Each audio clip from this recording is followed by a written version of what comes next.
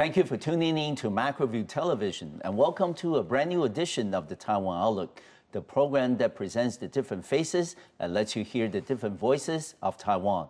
I'm your host, Wu Ruiguo. As the world becomes more globalized, the management of resources, especially the supply of food, becomes a concern for everybody.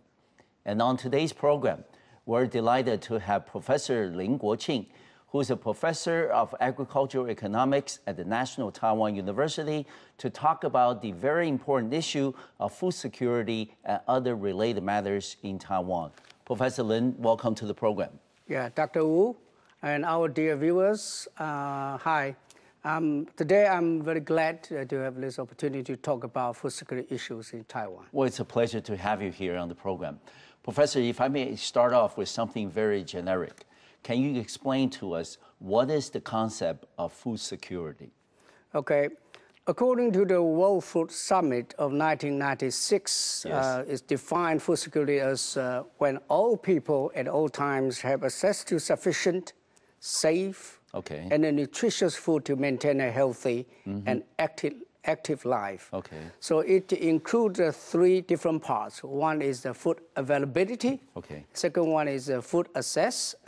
And the last one is food use. Okay. And given the fact that, what are some of the general indicators that we can use or evaluate if we have enough food supply for a region or for a country?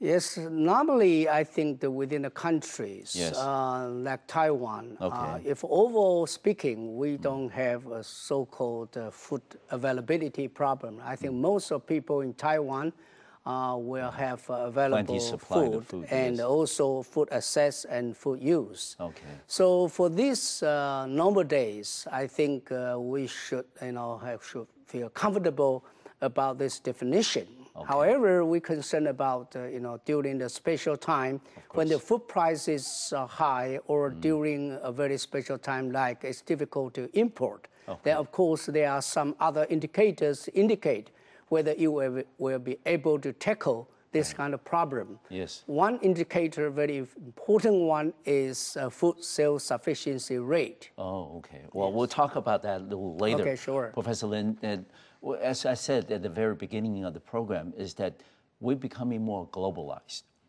A very small event that happens, for example, in Taiwan, may have a big impact on the rest of the world. And the same thing could be applied to other countries as well. And food security, of course, is very important, especially given the fact that in the last decade or so, we've noticed the important changes in our climate. For example, the droughts that we've seen in recent years in parts of mainland China, in other parts of the world, and also the floods, for example, earlier this year in New Zealand and also in Australia. So given the fact that we have a lot more variables or unknown factors in terms of food production, how is that becoming, or making the issue of food security a lot more serious for everybody, including those of us in Taiwan?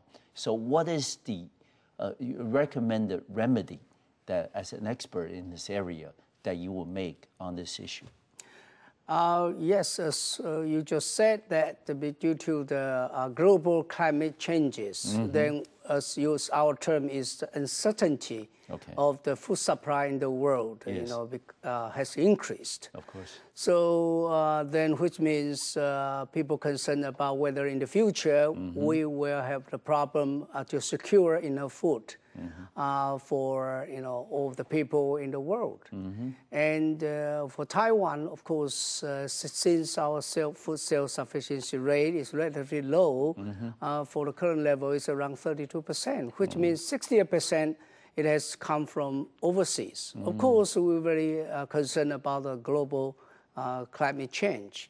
And not just that, I think another thing affect the food prices in the world is oil price. Okay. Because oil, when the price increases, some of the agricultural land will be used to produce biofuel, this corn, kind of like corn, this kind of input. So amount of land available to produce food will be decreased. Okay. So for this, I think based on the forecast, not only uncertainty will be increased, also it's forecast that the price level may be higher, much higher than the 2002 level when all the food prices has started to increase. All right. And Professor Lin, it's interesting that you mentioned that our level of food sufficiency in Taiwan is only at 32%. This may be a very shocking number to many of the people who are watching our program today. Given the fact that we need to depend on import of food for 68% of the supply in Taiwan, what is the situation? What is the status of food security in Taiwan today? Should we be concerned about the steady and continued supply of food in Taiwan? Yeah, I think we should be concerned, especially just I said that we are very much depend on the food from the international market. Yes. And so of course we're concerned about the stability of food supply in the world. Yes. So for that part, one of the remedy, and according to my recommendation to the government, is to try to increase our food self-sufficiency rate. Okay. So during our recent, National Food Security Conference, and the government adopted a new policy that our food self-sufficiency rate should be increased to 40% in year 2020. Okay. So of course, in order to do this, an important part is try to increase we call the land-based agricultural productivity. Okay. And I think if this part cannot be increased significantly, then it's difficult to fulfill this target. All right. Before we go into this subject a little further, Professor Lin, can we go back to something a little more generic? Okay. How do we define the definition of self-sufficiency in food? Okay, for food self-sufficiency rate, is to have a different kind of indicators. One, it depends on calorie. Okay. So for example, we need food in order to have energy, calorie, in order to perform the everyday life functions. Functions. So based on this calorie base, which means for the calorie we need per day, and 68% is coming from overseas, and only 32% produced domestically. Of course, there are other indicators based on the market value of the agricultural products. Okay. So if based on that, then the ratio will be a little bit higher. Yes, and as you mentioned that you've made a recommendation to our government to try to increase our food sufficiency rate, and hopefully by 40% by the year of 2020. Yes. Okay, but this is a very complicated and interconnected issue in Taiwan. For example, we're now in the process of talking to some of the trading partners about FTAs or FTA-like agreements, including Singapore. And agriculture could be an issue in the sense that, Singapore has no agriculture to speak of. The negotiation, when the issue does come up, could be problematic. And then if we continue with this negotiations on FTAs, then our domestic agricultural community could be adversely impacted. Sure. Okay, so this is, like I said, very complicated, issue, and it involves many different dimensions.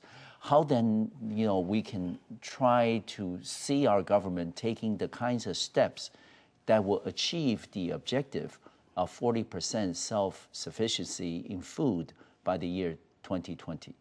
Okay, firstly, I have to emphasize here that food security is very important, not just for Taiwan. I think that for all the countries in the world.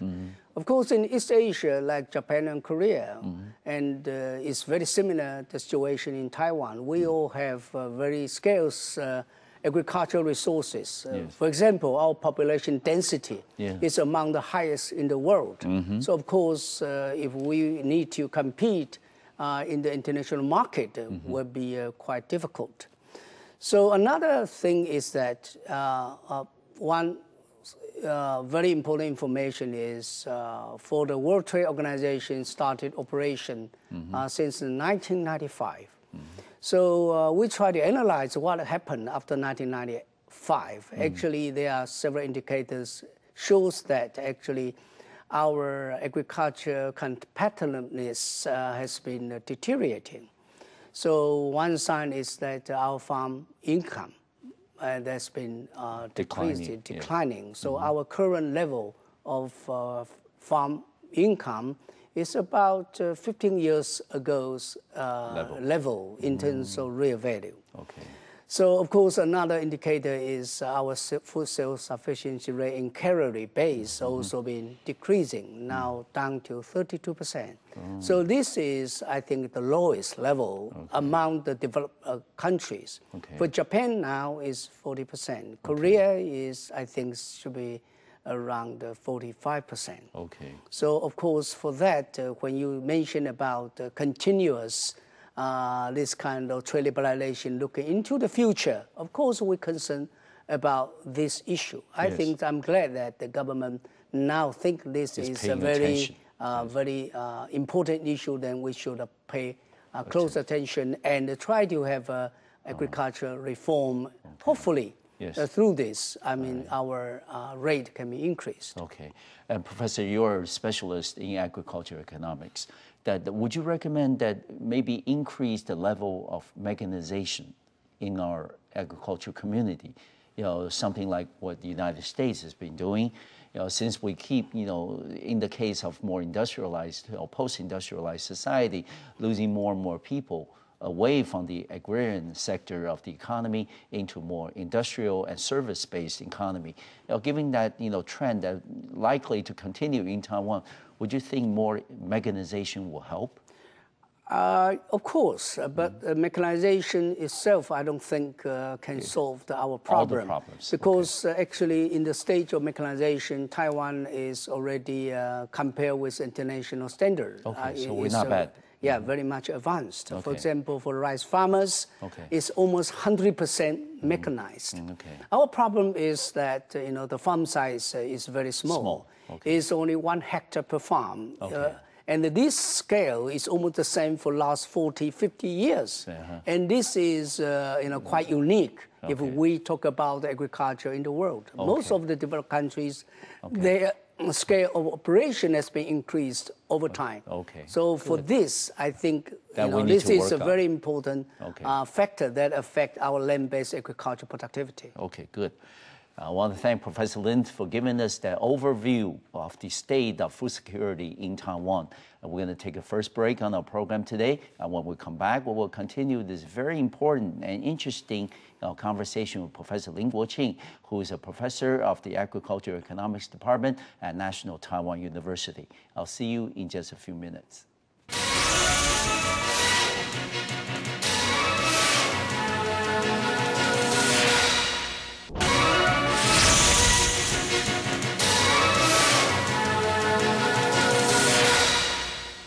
Welcome back to the second segment of today's program here on the Taiwan Outlook. I'm your host, Ray Guo, where we'll continue our conversation with Professor Lin Kuo-Ching, who is a professor of agricultural economics at the National Taiwan University. Professor, we understand that back in May that you delivered the keynote speech at a conference organized and held by our government's Council of Agriculture. And what were some of the key points that you raised in your keynote speech? And what is your personal observation about the status of Taiwan's food security?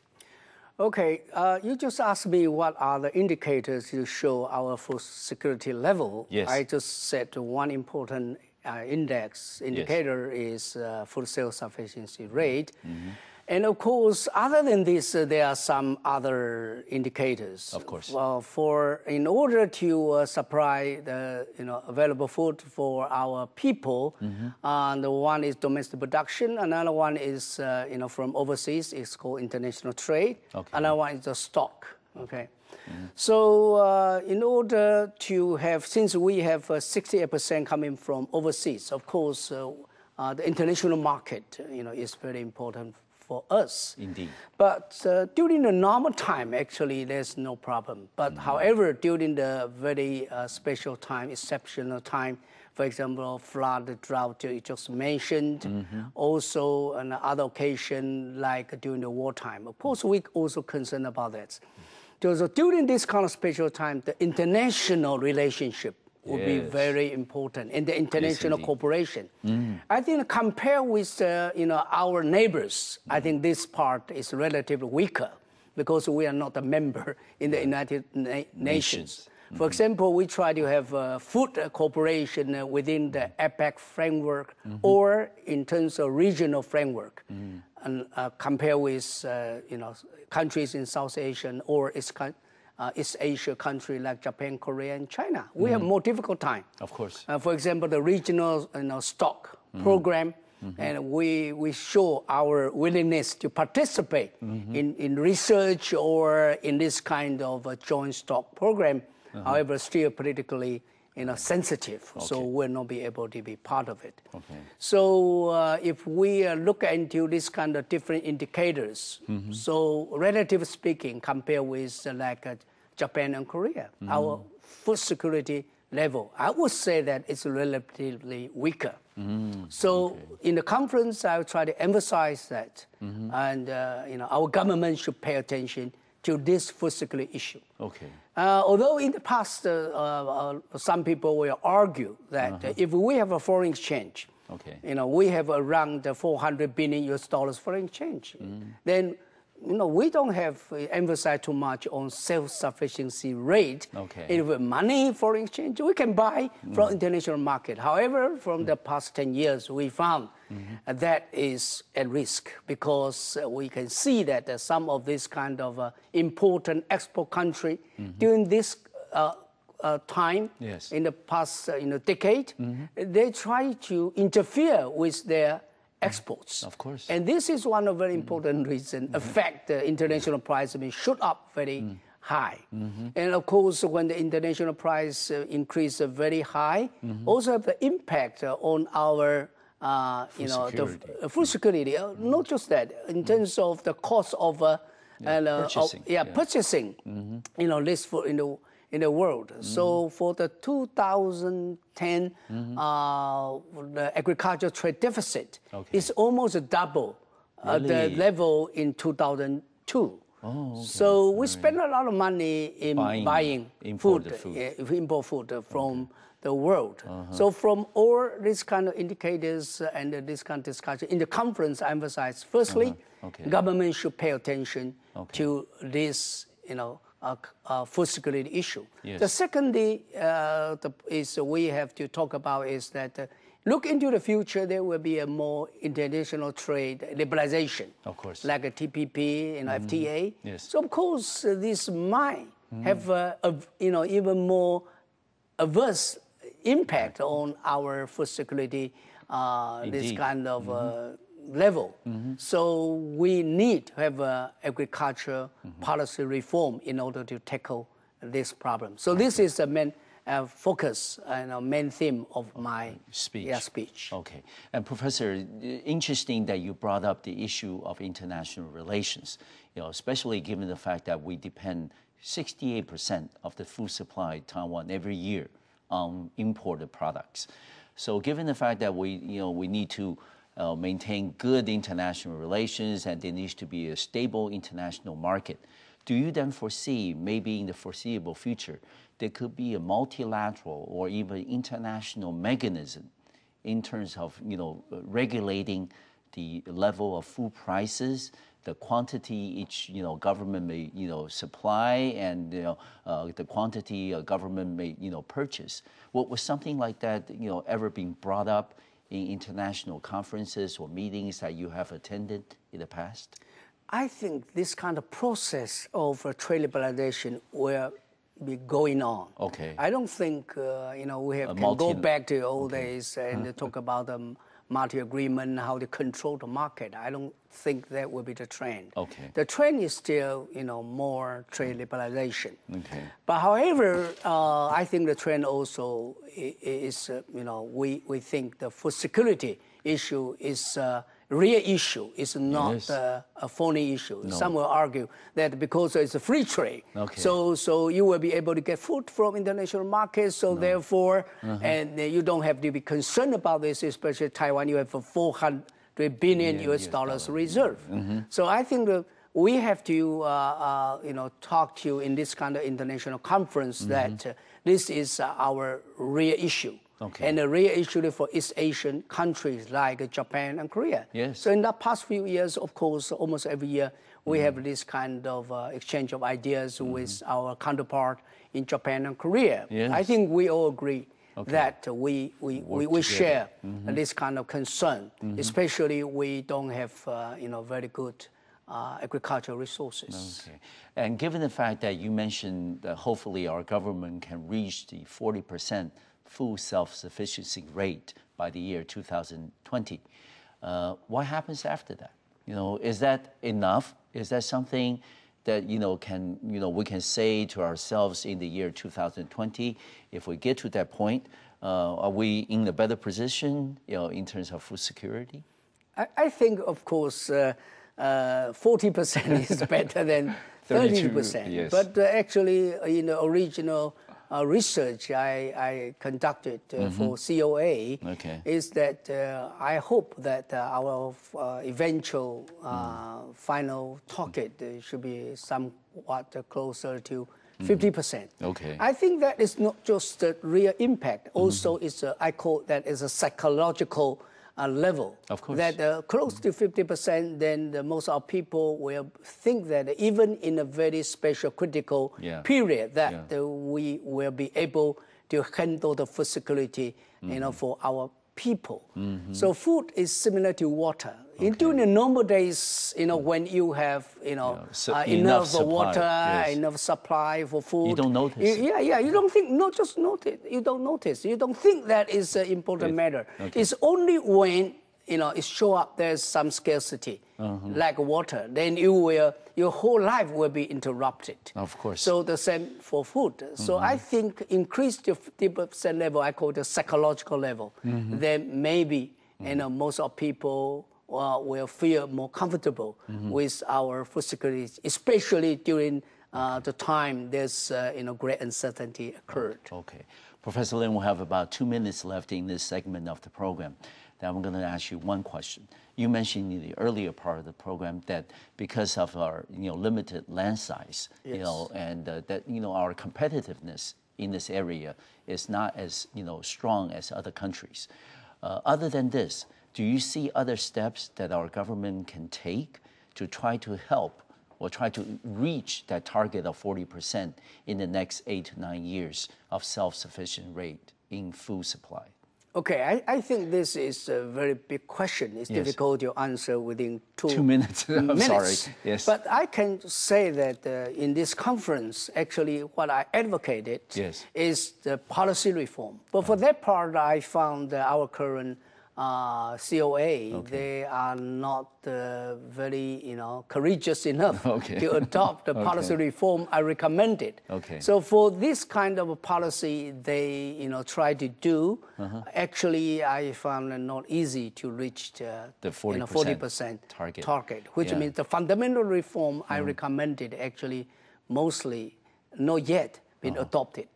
Maybe just give us 1 or 2 examples of the recommendations that you made. What were some of them?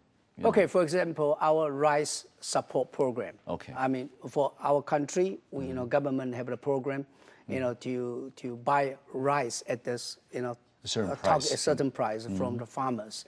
And for the developed country, so now Taiwan is the only country still has this kind of policy. So another one is we have a set-aside program. So which means the government pay farmers money not to plant anything. I think this part also has to be reformed. And although our land prices is one of the highest in the world. So per hectare, I think it's more than $300,000 US dollars. It's pretty high. So which means agricultural land is a scarce resources. However, close to 50% of our agricultural land actually not utilized. Yes. So which means we still have a lot of resources not being used efficiently. For that part, we must have a fundamental policy reform in order to more efficiently utilize our scale resources. Oh, good. All right. We're going to take another break on our program, and when we come back, we'll continue this fascinating conversation with Professor Lin Kuo-Ching from the Department of Agricultural Economics at National Taiwan University.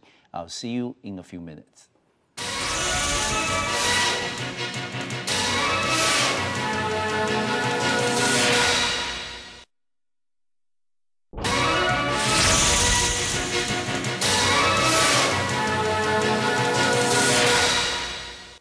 Welcome back to this part of the program on the Taiwan Outlook. I'm your host, Ray Guo, where we'll continue this fascinating story and conversation with Professor Lin Kuo-Ching, who's going to share with us about his views on the problem of food security in Taiwan. Professor Lin, another very important conclusion that was reached at the National Conference on Food Security was the issue of, maybe people in Taiwan just don't eat enough rice or rice-related products. So the conference had the recommendation of asking the 23 million people in Taiwan to eat more rice or rice-related products. How would you then explain, the rationale behind such a recommendation?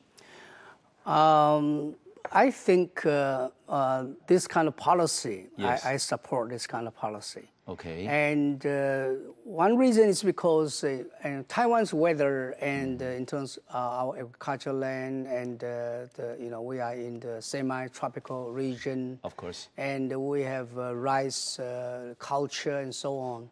And to the extent that we only eat so little rice, I think this I call another miracle for Taiwan. I must confess, I eat very little rice every day.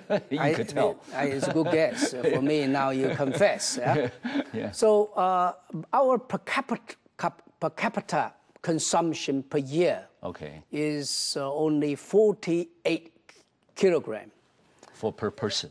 Yes, per capita means per person. Yes, of course. So if we compare with our neighboring country like Japan and Korea, this is much less. Okay. What's the level for Japan? Japan, they consume around 58 kilograms per person per year. Okay. All right. And Korea will be more than 80 kilograms per person per year. So I would say that, for those countries that use rice as a main staple, Taiwan's per capita consumption is the lowest. Too low, yes. It's the lowest. Lowest among the three, yes. In the world, not just among these three. I would believe it's the lowest in the world. It use the rice as the main, stable food supply. Stable food supply. Yes. All right. So how we show this? And it means, let's say, around 1960s. And we produced more than 3 million tons of rice. But now we only produce less than half. Now only produce 1.5 million tons of rice. And so, which means almost 50% of our paddy field actually is unutilized. This is a waste of resources. And this is one very important reason why our food self-sufficiency rate is so low. So which means we can produce rice, good rice, and we can produce a lot of rice. But our consumer, just over time, they just don't eat it. Not to the level we think is reasonable. I think it's acceptable to our food security level. Of course. So of course this policy I think we support. We support, and we should try to increase this level probably to more than 55 or close to Japanese level. And Professor Lin, we understand that in support of the recommendations that was reached at the National Food Security Conference, that there was a number of local activities or events that were planned. For example, in Chiayi City, they had an event to encourage people to eat chicken rice, 鸡饭, in Jiayi, and also there's in Hsinchu the Mifen Festival, rice noodle festival, and also we're talking about places like Hakka, cities and counties that will encourage people to eat more flat rice noodle, 粿条这些东西。This I think these events would they be helpful in terms of encouraging people to pay more attention to the consumption of rice, becoming more of a stable part of their diet, or would these just be short-term, boost to the consumption of rice per capita? I think all different kinds of efforts, I think, is all important. Yes, okay. And then we have to look into the reasons why most of our people they're eating less over the last 3 or 4 decades. So, firstly, of course, the rice compared with flour like bread is relatively more expensive. So, this part I think the government should look into it. Right. And secondly, is that the people will think rice probably more difficult to prepare. Because not just cook rice, you need to cook a lot of different kind of dishes. Yes. So this part the government also have to look into. Like Japan and Korea, government will try to prepare a lot of we call a healthy menu. Okay. That not just healthy and have to combine with rice, and also people find it not difficult to prepare because now a lot of mothers and ladies they also working. So unless you make it easier to prepare. Okay. Otherwise, it's difficult to convince people to eat rice, which means we try to make, eating rice is not a complicated matter. So, of course, another one look into is that whether we can use rice to make bread. Yes. And this Japanese government has tried to, through the R&D, and they try to manufacture this kind of bread machine, but using and the rice as a main material, ingredient. Okay. So of course, and we also in terms of rice, how to cut down the rice price. Yes. At the same time, we have to safeguard and the farmers' income. Okay. So therefore, we make a recommendation. The government must have direct income support policy to the farmers. All right. So which means at the same time you liberalize the market, you don't support the price, let the market reach the equilibrium by itself, then the market price may become lower. Okay. However, if this part affect the farmers' income, then government should give them the direct income support. Yes, subsidy. So there are several very fundamental policy reforms the government have to do in order to push up the rice consumption. Lastly, I think very important is in the past, there's kind of some people kind of ideas that rice compared with wheat, flour is not as healthy. Eat too much rice, then you will become too fat. I think government have to probably do more research and which part is fact, which part is not a fact. So I think now Taiwan is not a problem eating too much rice and the concern about to become too fat. It's we eat too little rice. That's right. So this part we must have some kind of scientific findings to show that to eat rice actually is healthy. Yes. Okay. And Professor, before we increase the per capita consumption of rice in Taiwan, how about looking at the export market of Taiwanese rice produced here on the island? Is there a potential, for example, exporting some of the rice that we produce and then to places in Southeast Asia or Northeast Asia where rice is also a staple part of their diet? I think there are two parts. One is good quality rice. Of course, if it's the normal quality and our cost of producing is one of the highest in the world. I don't think is competitive in the international market. But for the good quality rice, yes, and there's some potential. Another one is processed rice, but that part I think they need to do some research, like rice noodle and so on. And of course, different countries have different culture. They may not like to eat our processed rice. However, in the international market, there are a lot of overseas Chinese, whether they are interested in eating our, this kind of processed rice or not. I think this is a lot of research has to be done. We also understand that one of the emerging industries in Taiwan, since President Ma Ying-jeou took over, is tourism. And our government, many agencies involved in this effort has been promoting Taiwan's food as a very important part of attracting foreign tourists to Taiwan. Can we then maybe possibly combining the promotion that we need to for the consumption of rice into this overall, global, worldwide promotion about food culture in Taiwan? Can it be part of the, issue possibly combining the two together? I think it's a good idea that for tourists, they come into Taiwan and they be able to eat our good quality, healthy, special, this kind of dishes and unique in Taiwan. But other than that, I think, Taiwan, another special thing is fruits. Yes. So this we can attract tourists, to come to Taiwan. You try to eat the Taiwan mango, not to eat in Shanghai. You want to eat the real Taiwan mango. You also not just eat it. It will show you to the place where it grows. Mango and it tastes really fresh mango. I think, of course, this is a place which has a great potential. Of course, and certainly this is all part of the so-called Taiwan's soft power. In terms of food culture, in terms of the food products that we make. And this will also be very important in terms of showing Taiwan's international visibility and also our standing in the world stage.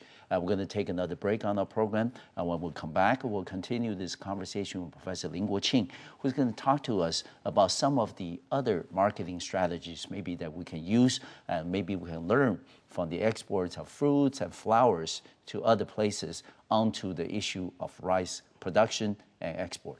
I'll see you in just a few minutes.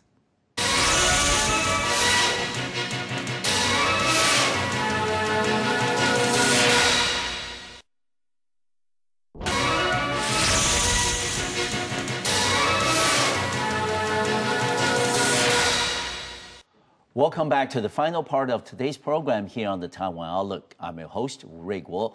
We'll continue this very interesting conversation with Professor Lin Kuo-Ching from the National Taiwan University's Department of Agricultural Economics.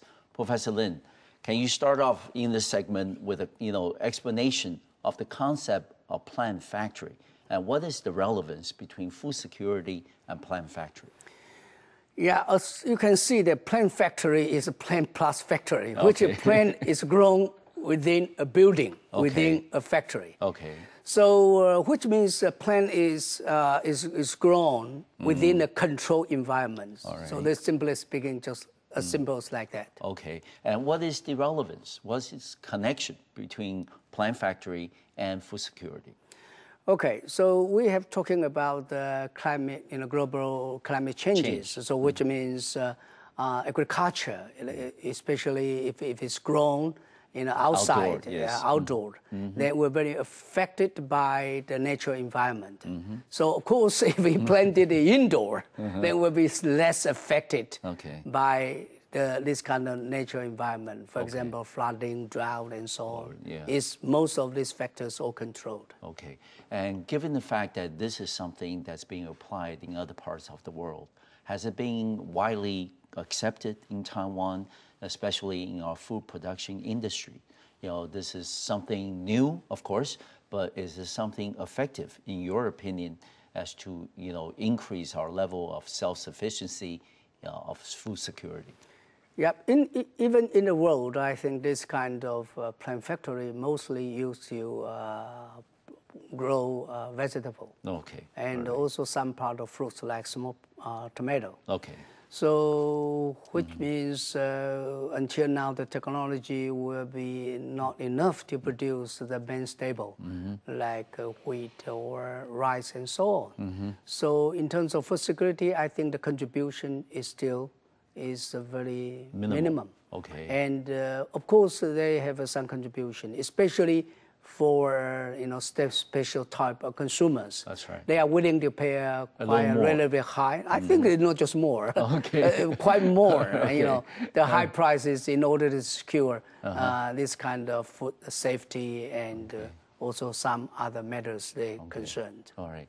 And Professor Lin, if I may ask you a related question on this issue, is that people nowadays talking about eating foods that are organically grown. Okay, and a lot of people, even including some of my friends in the United States, believe that Taiwan has huge potential in this market of organic products that are produced in Taiwan. And do you think the concept of plant factory will be helpful in terms of making organic products, agriculture, especially like what you mentioned, the vegetables and other things, fruits, a little more commonplace among the consumers in Taiwan? Yeah, one of the emphasis of this kind of plant factory is that their output will be close to the consumers. So I don't think that this kind of products will be quite suitable for export to the international market because it's they plant vegetables and they emphasize the quality is fresh, healthy. Okay. So normally is in the area near to the metropolitan area, and there's some people concerned about the environment, concerned about healthy, safety, and so on. Of course. Especially in a place that they are not very comfortable with vegetable and coming from the normal land-based agriculture. Okay. So I'll give you one example. I talked to a professor from Switzerland. I said that organic farming is very much promoted by the government. And he said yes, and he also support this kind of organic farming. But I asked him that, do you buy organic products? No, he said no, because he said it's a little bit more expensive. I said, how much? Only 40% more expensive. And I say only 40%. In Taiwan, it's much more than 40%. Yes. So what he said is that, he believed that non-organic, which means normal produced products in terms of safety, healthy, he believes it's very close to the organic vegetable and so on. So I think it very much depends on whether in our agriculture, for example, government promote this kind of no-toxic agriculture. And if this part is successful, which means we feel safe with the normal process-produced agriculture products, then I think this kind of plant factory, maybe the demand will be a little bit less. But in the environment, if people feel not comfortable, especially during this kind of period, there's people concerned about food safety, then maybe for those people who really are willing to pay a very high price, then there's a market for this kind of factory products. All right. And Professor Lin, earlier you mentioned the concept of, the importance of international relations, especially for a country like Taiwan, which would depend 68% of our food supply from other countries. That given the fact that we are still in a somewhat difficult position internationally, what is the connection between Taiwan and the Agriculture and Food Organization, FAO? Is there any possibility or channels for us to participate in FAO activities or events? I think internationally, Taiwan is well known in their agricultural research and their agricultural development and very success, go through the agricultural development stage into non-agricultural development stage. Yes.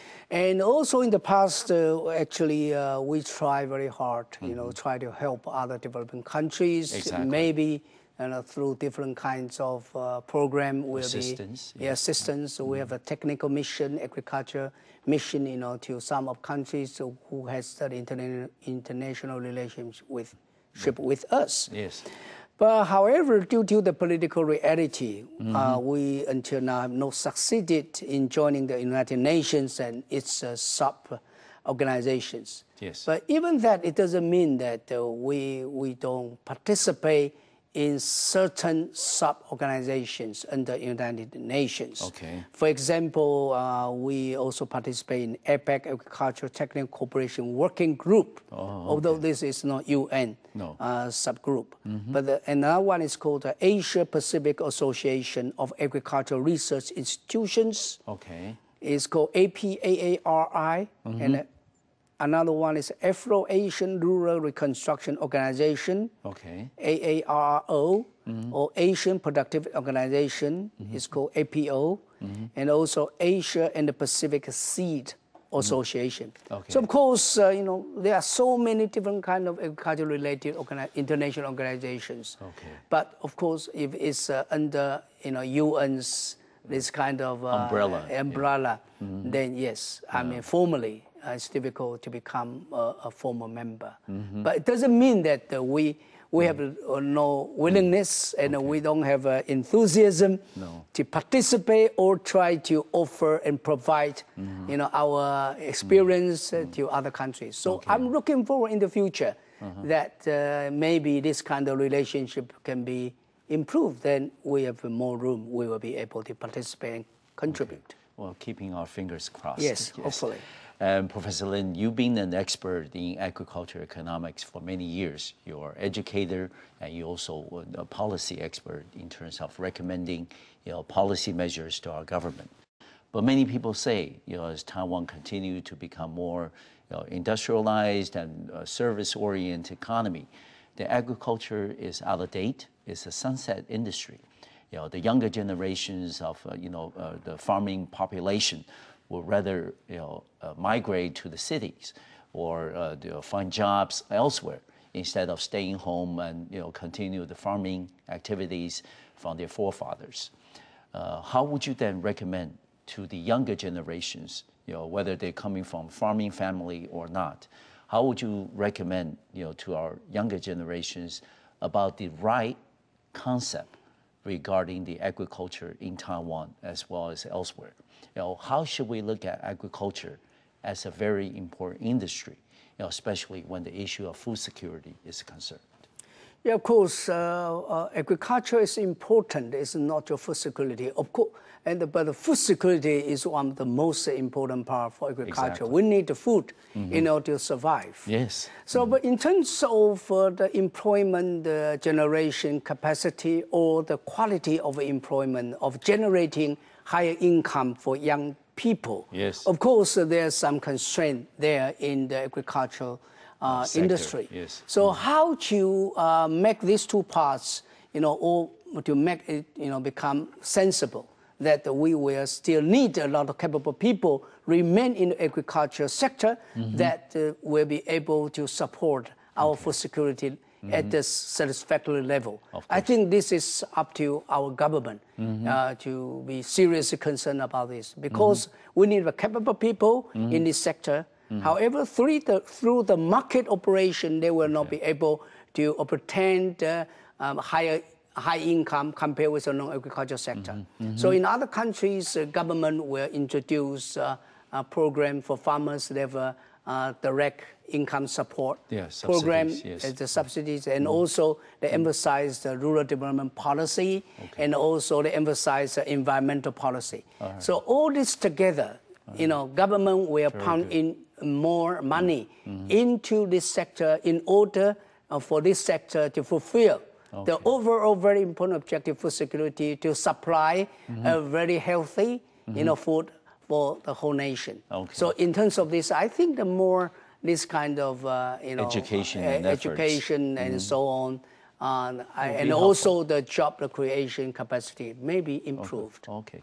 Thank you very much, Professor Lin, for being on the program today. Certainly want to wish you all the success in the future. And hopefully we're looking forward to the day that when Taiwan can become more of a visible and active member in the international community on food security and also agriculture-related matters. Thank you very much. Okay, thank you. Yes. I want to thank you for watching our program today. I'll see you next time on MacroView Television. Thank you.